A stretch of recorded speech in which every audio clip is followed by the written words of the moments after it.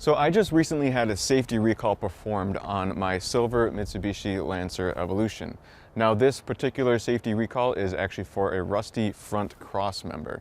And this recall doesn't actually only apply to the Mitsubishi Lancer EVO, it also applies to some base Lancers and also some Mitsubishi Outlanders.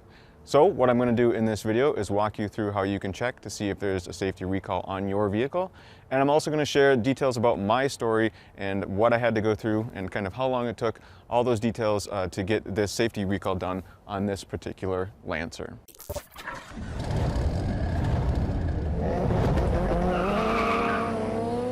So the first thing you want to do if you're going to check for a recall on a Mitsubishi vehicle is go to this website, mitsubishicars.com/recall.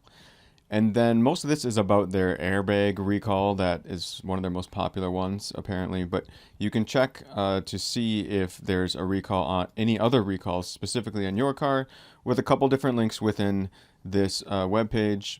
One specifically says click here to check if your Mitsubishi has any open recalls. So once you find that direct page, it will open up this recall information pop up here, and you have to enter in your VIN number. So have the VIN number ready for your vehicle.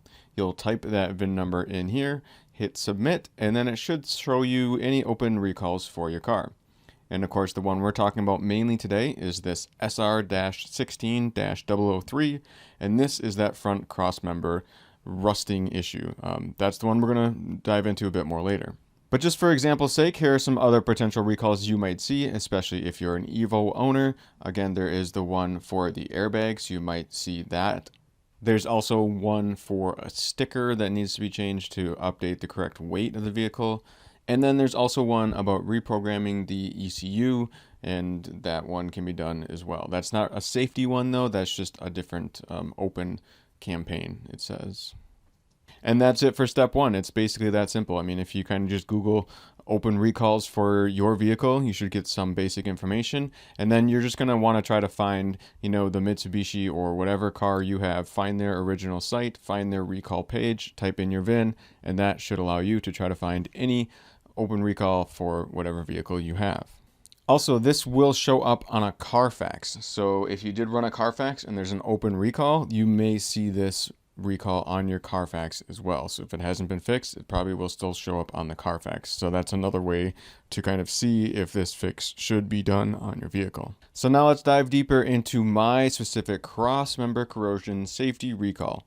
I found this safety recall bulletin here, this 18-page document, providing some background.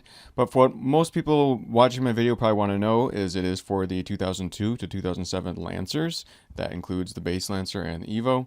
It's also for the 03 to 06 Outlander, and then the 2007 to 2013 V6 Outlander. And then if you note at the bottom of the page, I mentioned this in one of my Instagram videos, I believe, but it's kind of considered the Rust Belt area, where if your car was registered at some point in time within the state shown on the bottom of the screen here, those are the ones where you basically easily qualify for this open recall. Now, if it wasn't registered in one of these states and it's still having a rust issue, of course, I would still suggest taking it in. I think they would still cover it if you had this issue, even if it wasn't, for some reason, registered in one of these states. So now the cool part about following my videos is I will show you exactly what they're doing and exactly what part is going to be changed. So we're going to get the car up in the air to do that. And then before we show you the part underneath the car, here is the brand new cross member that would go in, so you can get a feel for what this actually looks like. And once we're up underneath the car here, you're going to see the red arrow pointing to this new piece as it's been installed. And you may also notice that these other shiny silver pieces look pretty new as well. And that's because they were considered an incidental part of this process. So a really cool thing for me with getting this recall service done is I got entirely new lower control arms, lower ball joints, the lower bushings that are in those control arms. All that stuff was replaced as well for free, because basically they consider that an incidental. So anything that may potentially break while they're trying to fix this cross member would be covered under that safety recall warranty work.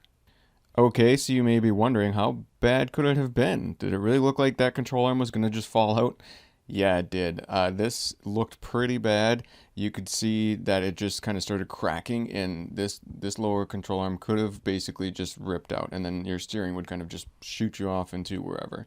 So that's the reason it is a safety recall. You could see it's cracked up here, and that it basically cracked, you know, almost all the way around. It was still hanging on, but I definitely was not driving this car any further than I had to, just to get it to the dealer to get it fixed. And of course, my loyal viewers know that I usually like to fix things myself oftentimes, and you're probably the same way. You probably aren't typically taking your vehicle in to the dealer, but this is one where it's a lot of work, and you know, if you're going to get the parts for free, I would, you know, suggest probably still taking it in for this if you are needing this job done on your EVO.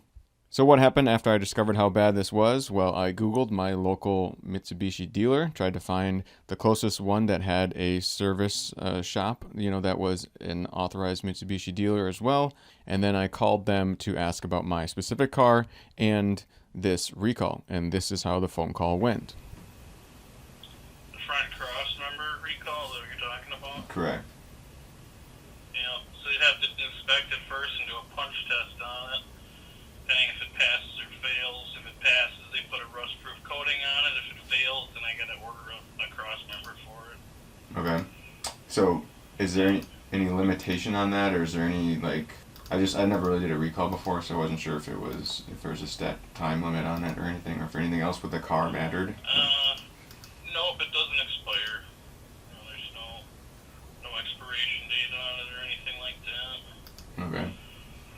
Well, I can guarantee you it'll fail the punch test.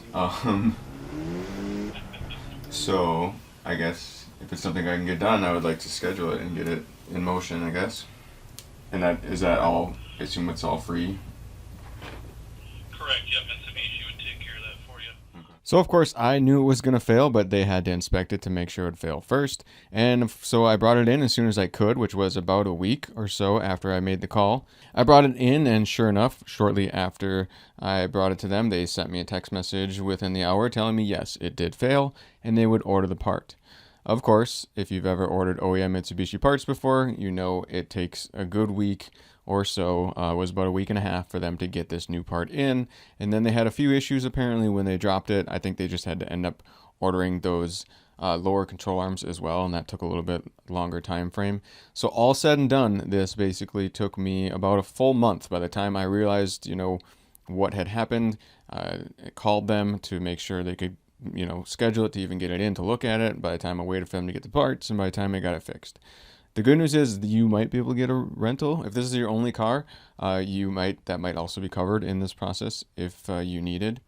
Although most of my viewers probably aren't worried about that as much as they might be worried about whether or not you can have modifications. And as you can see, I still had some modifications here, and they do not care about modifications. This isn't, at least the way I understand it, this isn't a situation where they're looking for excuses to not cover warranty work, because this isn't really warranty work, right? This is a safety recall. This kind of has to get done to make a car safe. So of course your car might not be this bad. You might bring it in, and they may do that punch test, and if it passes that punch test, they'll just end up putting rust corrosion stuff, film on it, and send you on your merry way. So this isn't a guarantee that they're going to do all this work for you. But obviously, if you guys follow this series, you know how rusty this car was, and it's crazy to me now that this 200,000 mile rusty ass car actually has like a whole new front end on it. Really, like this whole front cross member is new. You know, these lower control arms are new. This engine is brand new. Like, it's so funny to me that that all this is new up front. But that's not really the point. The point is that they will fix this, and they did fix it for me. So hopefully, if nothing else, this gave you an idea of what to look for with your recalls. I know some of my viewers might also be hesitant to bring their, you know, precious EVO into a dealer and have someone else work on it. Again, I feel like this particular job, if you needed this done, it's probably worth bringing in and having it done at a dealer. Again, no cost to you. I was worried myself, believe me. I had double checked. I had asked multiple times. I wanted to make sure I wouldn't be charged for any of this, and I wasn't. So firsthand experience here, you know, from me. No charge. It was nice that they were able to get this all fixed up and taken care of. And I also need to say that this, I'm based in the United States, so I don't know what Mitsubishi's warranty would cover anywhere else, but this is mostly for people that are viewing this in the United States. This is how the process went here when this, recall was covered by Mitsubishi Motors North America. But hey, that's it, guys. Thank you so much for watching. As always, this is Paul from Boosted Films. If you want to reach out to me, I'm on a lot of social accounts, so you can reach out to me there. But once again, this is Paul from Boosted Films, and thanks so much for watching.